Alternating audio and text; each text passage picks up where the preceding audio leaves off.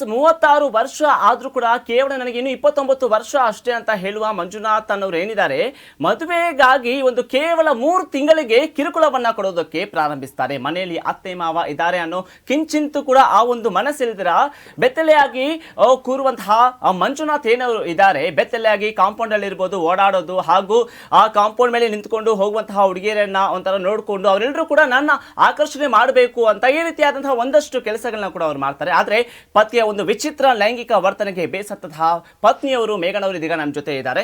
Ma'am, ಕಾರ್ಯಕ್ರಮಕ್ಕೆ ಸ್ವಾಗತ. ನಮಸ್ತೆ. ಎಸ್ ಮ್ಯಾಮ್, ಅಸಲಿಗೆ ಏನಿದು ಸೋಷಿಯಲ್ ಮೀಡಿಯಾದಲ್ಲಿ ನಾವೆಲ್ಲರೂ ಕೂಡ ನೋಡ್ತಾ ಇದ್ವಿ, ಬ್ಯಾಡ್ ಕಮೆಂಟ್ಸ್ಗಳು ಈ ರೀತಿಯಾದಂತಹ ಒಂದು ವೈರಲ್ ಸುದ್ದಿ ಆಗಿದೆ. ಸೊ ಅಸಲಿಗೆ ಏನಾಗಿತ್ತು ಮ್ಯಾಮ್? ನಮಸ್ತೆ. ಆ್ಯಕ್ಚುಲಿ ಏನಾಗಿತ್ತು ಅಂದರೆ, ನಾನು 5 ಇಯರ್ಸ್ ಬ್ಯಾಕೆ ಒಂದು ಕಂಪ್ನಿಗೆ ಜಾಯ್ನ್ ಆಗಿದ್ದು. ಆ ಜಾಯ್ನ್ ಆಗಬೇಕಾದ್ರೂ ಕೂಡ ನಾನು ಹೈಯರ್ ಮಾಡಿದ್ದೆ, ಮಂಜುನಾಥ್ ಅಂದರೆ ಪ್ರೆಸೆಂಟ್ ಹಸ್ಬೆಂಡು ಹೈಯರ್ ಮಾಡಿದ್ದೆ. ಅದಾದ ನಂತರ ಅವರು HR, ನಾನು ಕೂಡ HR ಆಗಿ ಒಂದೇ ಕಂಪ್ನಿಯಲ್ಲಿ ವರ್ಕ್ ಮಾಡ್ತಿದ್ದಿದ್ದು. ಬಟ್ ಅವರಿಗೆ ಮೊದಲೇ ಗೊತ್ತಿತ್ತು, ನಂದು ಫಸ್ಟ್ ಮ್ಯಾರೇಜ್ ಆಗಿತ್ತು 2019 or 20 ಮದುವೆ ಆಗಿದ್ದು. 2022 ಡೈವರ್ಸ್ ಆಯಿತು ನಂದು. ಅದು ಡೈವರ್ಸ್ ಆಗಬೇಕಾದ್ರೂ ಅಷ್ಟೇ ತುಂಬ ಕಷ್ಟಗಳೆಲ್ಲ ನಾನು ಅನುಭವಿಸಿ ನಾನು ಆಚೆ ಬಂದಿರೋದು ಆ ಡೈವರ್ಸಲ್ಲಿ. ಅದು ಇವನಿಗೆ ಅವ್ನಿಗೆ ಮೊದಲೇ ಗೊತ್ತಿತ್ತು. ಯಾಕಂದ್ರೆ ನಾನು ಜಾಯ್ನ್ ಆದಾಗ ನಾನು ಹೇಳ್ತಿದ್ದೆ, ನೋಡಿ ಮಂಜು ಈ ಥರ, ಯಾಕಂದರೆ ನಾವು ಅವಾಗ ಇನ್ನೂ ಫ್ರೆಂಡ್ಸ್ಗಳಾಗಿದ್ವಿ ನಾವಿಬ್ಬರೂ. ಆ ಪ್ರತಿಯೊಂದು ವಿಷಯಗಳು ಅವನಿಗೆ ಗೊತ್ತಿತ್ತು.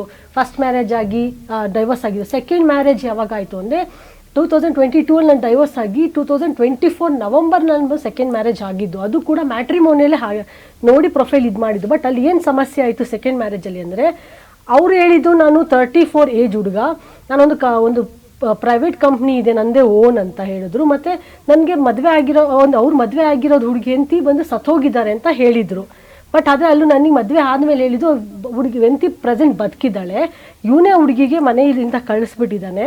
ಬಟ್ ಒಂದು ಸ್ವಂತ ಕಂಪ್ನಿ ಏನಿದೆ ಅಂತ ಹೇಳಿದ್ದು ಅದು ಕೂಡ ಇಲ್ಲ, ಅದೂ ಫೇಕ್. ಅದು ಈ ಎಲ್ಲ ಮಾಡಿಬಿಟ್ಟು ಅವನೇನು ಮಾಡ್ದ, ಕೊನೆಗೆ ಈ ಮಂಜುನಾಥ ನಾನು ಆ ಟೈಮಲ್ಲಿ ಏನು ಮಾಡಿದೆ, ನನಗೂ ಜಗಳ ತಂದು ಇದು ಮಾಡ್ದ.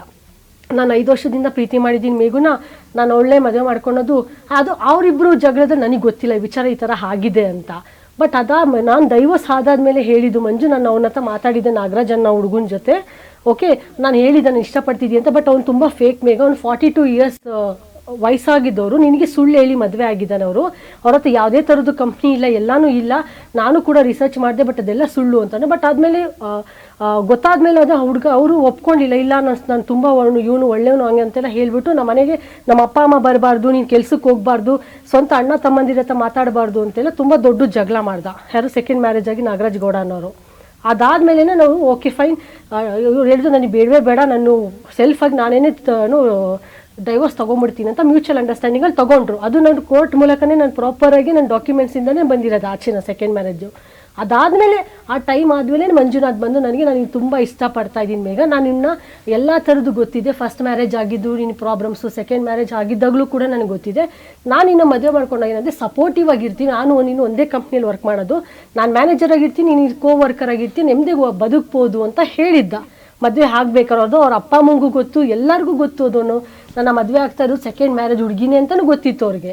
ಬಟ್ ಈಗ ಹೇಳ್ತಿದ್ದಾರೆ, ನಾನು ಯಾವುದೂ ಹೇಳೇ ಇಲ್ಲ ಅವಳು.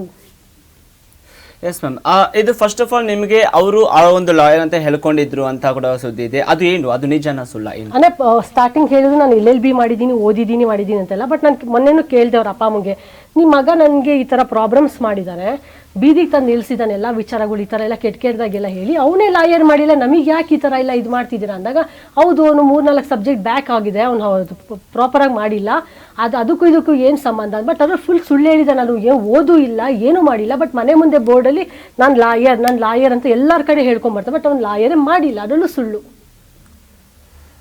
ಮತ್ತೆ ಮ್ಯಾಮ್, ಈ ಒಂದು ಮದುವೆ ಆಗಿ ಮೊದಲ ರಾತ್ರಿ ದಿನವೇ ಕಿರುಕುಳವನ್ನು ಕೊಡೋಕೆ ಸ್ಟಾರ್ಟ್ ಮಾಡ್ತಾರೆ ಅನ್ನುವಂಥದ್ದು ಕೂಡ ಇದೆ. ಹೌದು, ಅದೇ ಮದುವೆ ಆಯಿತು.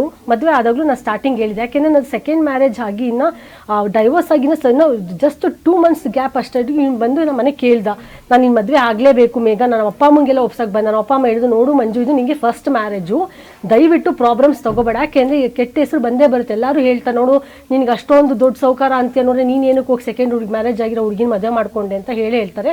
ಈ ಡಿಸಿಷನ್ ತೊಗೋಬೇಡ ಅಂತ ಅವ್ರ ಅಪ್ಪ ಅಮ್ಮಗೂ ಕೂಡ ಹೇಳಿದ್ರು. ಬಟ್ ಅವನೇ ಮಾಡಿದೆ, ಇಲ್ಲ ನಾನು ಮದುವೆ ಆಗ್ತೀನಿ, ನನಗೆಲ್ಲ ಗೊತ್ತು, ನಾನು ಸಪೋರ್ಟಿವ್ ಆಗಿ ನಿಲ್ತೀನಿ, ನಾವಿಬ್ಬರು ಚೆನ್ನಾಗಿರ್ತೀವಿ ಅಂತೆಲ್ಲ ಹೇಳಿ ಮಾಡ್ಕೊಂಡ. ಬಟ್ ಅದಾದಮೇಲೆ ಮದುವೆ ಆದಮೇಲೆ ನಾನು ಹೇಳಿದೆ, ಮಂಜು ನನಗೂ ಸ್ವಲ್ಪ ಈ ಪ್ರಾಬ್ಲಮ್ಸ್ಗಳಿಂದ ಆಚೆ ಬರೋದಕ್ಕೆ ಟೈಮ್ ಬೇಕು, ನಾನು ಎಲ್ಲದಕ್ಕೂ ನಾನು ಇನ್ನು ಹೇಳ್ದಂಗೆಲ್ಲ ನಾನು ಆ ವಿಚಾರದಲ್ಲಿ ಮಲಗೋ ವಿಚಾರಕ್ಕೋಸ್ಕರ ನಾನು ಸ್ವಲ್ಪ ಟೈಮ್ ಕೊಡು ಮಂಜು ಅಂದರೆ ಅವ್ನು ಜಗಳ ಸ್ಟಾರ್ಟ್ ಮಾಡಿದ್ದು ಟಿಲ್ ಡಿಸೆಂಬರ್ 10th ವರೆಗೂ ಅದೇ ಜಗಳನೇ ಮನೆಯಲ್ಲಿ. ಅಂದ್ರೆ ಮ್ಯಾಮ್ ಇಷ್ಟಪಟ್ಟೆ ಅಲ್ವಾ ಮದ್ವೆ ಆಗಿ? ಹೌದು, ಬಟ್ ಯಾವುದು ಸ್ಟಾರ್ಟಿಂಗಲ್ಲಿ ನಾನು ತೋರಿಸಿರ್ಲಿಲ್ವಲ್ಲ, ನಾನು ಹಿಂಗೆ